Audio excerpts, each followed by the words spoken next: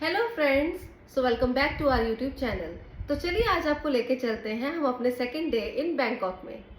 अपने होटल से ब्रेकफास्ट करने के बाद हम निकल पड़े अपनी फर्स्ट डेस्टिनेशन को कवर करने के लिए, जिसका नाम है सी लाइफ एक्वेरियम। और ये एक्वेरियम है सीएम पैरागॉन मॉल के अंदर।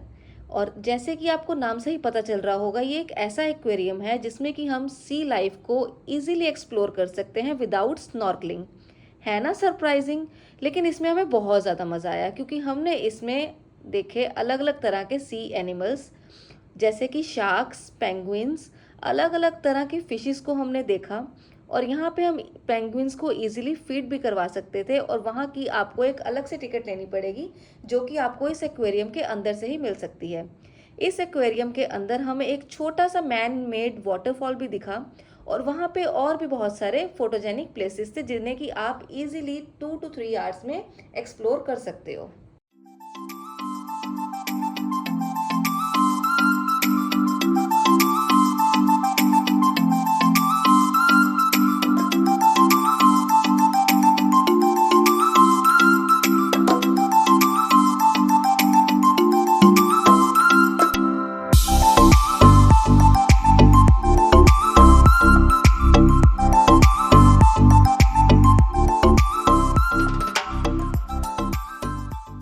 फिर चल पड़े हम अपनी नेक्स्ट डेस्टिनेशन मैडम टूसैड्स की ओर, जो कि था बैंकॉक के सीएम डिस्कवरी मॉल में, जिसका डिस्टेंस हार्डली 10 मिनट्स था सी एक्वेरियम से।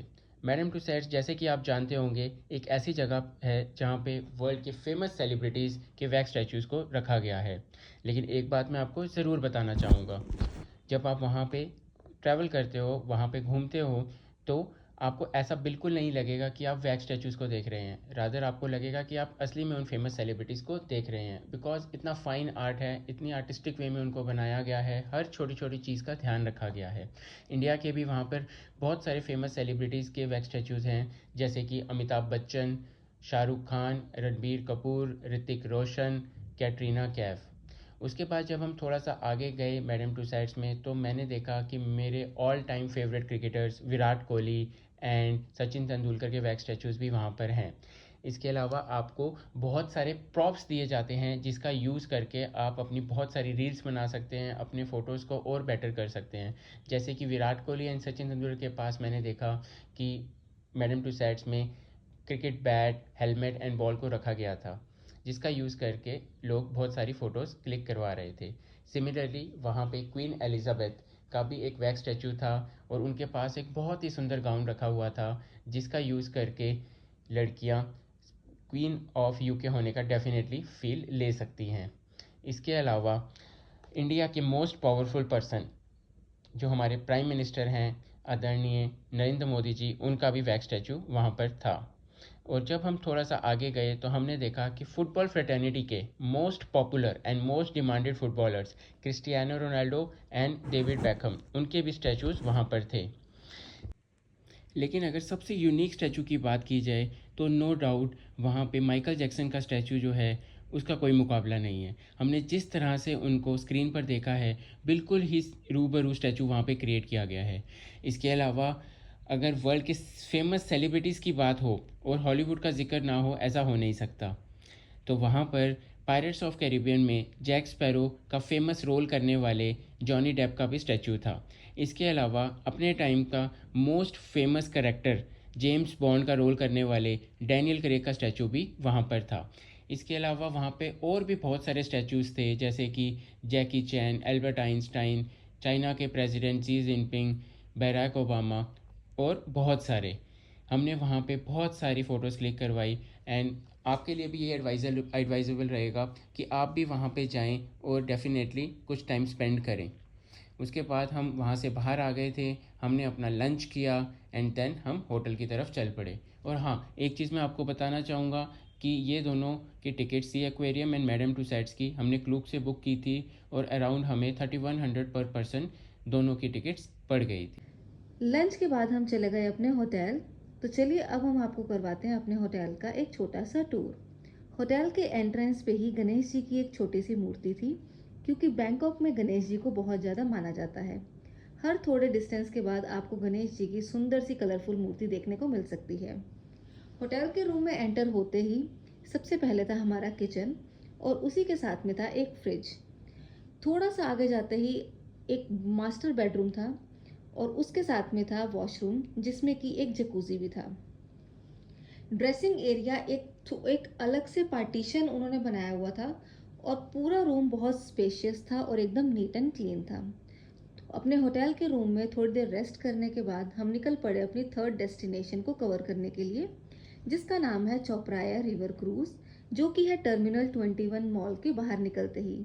और हमारे क्रूज का टाइमिंग था इवनिंग 7:30 टू 9:30। हम अपने क्रूज़ के लिए पहुंच गए थे शाम के 6 बजे तक। तो हमने सोचा कि हमारे पास है अभी पूरा 1 घंटा, तो क्यों ना इस मॉल को थोड़ा सा एक्सप्लोर किया जाए। हम चले गए डायरेक्टली शॉपिंग कॉम्प्लेक्स के अंदर और हमने वहाँ से करी थोड़ी सी कॉस्मेटिक्स की शॉपिंग। उसके बाद हमारे क्रूज़ का टाइम हो गया और क्रूज़ अपने लाइट इफेक्ट्स की वजह से बहुत ज़्यादा सुंदर लग रहा था। चलो हम आपको लेके चलते हैं अपने क्रूज़ के अंदर। तो क्रूज़ दो पार्ट्स में डिवाइडेड था, अपर डेक और लोअर डेक। एंटर करते ही आपको क्रूज़ में नंबर अलॉट कर दिया जाएगा, जो कि आपका टेबल नंबर रहेगा। वहाँ पे बैठ के आप अपना इजीली डिनर एंजॉय कर सकते हो। टेबल में पहले ही हमारे लिए वेलकम ड्रिंक का अरेंजमेंट किया हुआ था। वेलकम ड्रिंक का टेस्ट बहुत ज़्यादा अच्छा था। क्रूज़ में थोड़ी देर बैठने के बाद हम चले गए बाहर के नज़ारे देखने के लिए और बाहर का नज़ारा तो कुछ और ही था। एक तरफ थी पानी की आवाज़ और दूसरी तरफ थी बैंकॉक की सुंदर सुंदर लाइट इफेक्ट्स वाली अलग अलग तरह की बिल्डिंग। क्रूज़ के डेक में कुछ टाइम स्पेंड करने के बाद हम क्रूज़ के अंदर आ गए फिर से। तो सोचा कि कुछ अब पेट पूजा कर ली जाए। डिनर के लिए वेज और नॉन वेज इंडियन बफे का अरेंजमेंट था और दोनों ही चीज़ों का टेस्ट बहुत अच्छा था।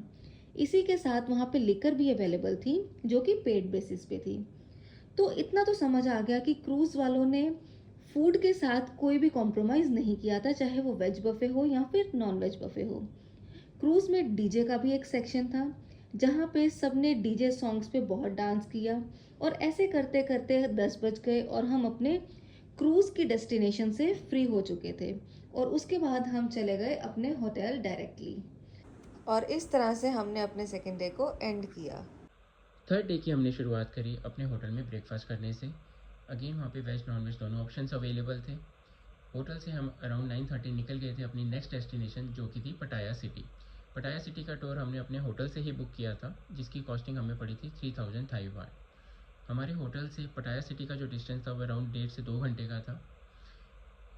रास्ते में जाते हुए जो व्यूज़ थे वो बहुत ही प्यारे थे। उस दिन मौसम भी बहुत अच्छा था, चारों तरफ बादल छाए हुए थे। इसके अलावा आपको रास्ते में पहाड़ देखने को मिलेंगे, चारों तरफ ग्रीनरी देखने को मिलेगी और साथ ही साथ हल्की हल्की बारिश भी उस टाइम पे हो रही थी। हमने रास्ते में एक जगह रुके जहाँ से हमने एक आइस्ड कॉफ़ी ली, जो कि पीने में बहुत ही ज़्यादा टेस्टी थी। अराउंड 11:30 हम पटाया सिटी पहुँच गए थे। सबसे पहले हम वहाँ गए जोमेटन बीच पे।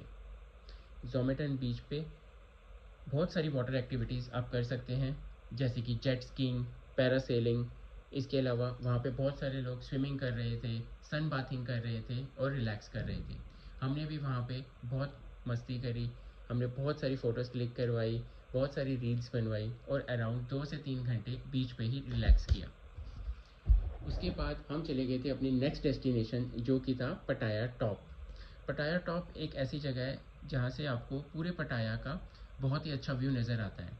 बड़ी बड़ी ऊंची बिल्डिंग्स नज़र आएंगी आपको और साथ में उसके साथ लगता हुआ बीच, एक अलग ही नज़ारा देखने को मिलता है वहाँ से। वहाँ पर हमने अगेन बहुत सारी फ़ोटोज़ क्लिक करवाई। जो ड्राइवर थे हमारे साथ वो अपने वाइफ को भी साथ में लेके आए थे, तो एक तरह से हम ग्रुप ऑफ 4 हो गया था जो पटाया सिटी को एक्सप्लोर कर रहा था। तो वहाँ पर थोड़ी देर टाइम स्पेंड करने के बाद हम आ गए थे पटाया के सेंट्रल मॉल में। वहाँ पे हमने थोड़ा सा टाइम स्पेंड किया, 1 घंटे के करीब हम उस मॉल के अंदर रहे थे। फिर हमें लगने लगी थी भूख, तो फिर हमने वहाँ पे एक इंडियन रेस्टोरेंट ढूंढा और जिसका नाम था चोटी वाला। वहाँ पे हमने अपना लंच किया और लंच भी बहुत टेस्टी था खाने में। उसके बाद हम चल पड़े थे अपनी नेक्स्ट डेस्टिनेशन, जिसका नाम था पटाया बीच। पटाया बीच पे हमने फिर से काफ़ी रिलैक्स किया। वहाँ से हमने सनसेट देखा, जो कि एक अलग ही नज़ारा था। हम थोड़ी देर बीच पे बैठे रहे, वहाँ पे रिलैक्स किया। उसके बाद हम चल पड़े थे वॉकिंग स्ट्रीट की तरफ, जो कि पटाया का एक बहुत ही फेमस प्लेस है। वहाँ पे बहुत सारे आपको बार्स मिल जाएंगे, गोगो क्लब्स मिल जाएंगे, जहाँ पे आप आसानी से पार्टी कर सकते हैं एंड फुल एंजॉय कर सकते हैं। वहाँ पे थोड़ा टाइम स्पेंड करने के बाद हम चल पड़े वापसी अपनी डेस्टिनेशन, जो कि था बैंकॉक होटल।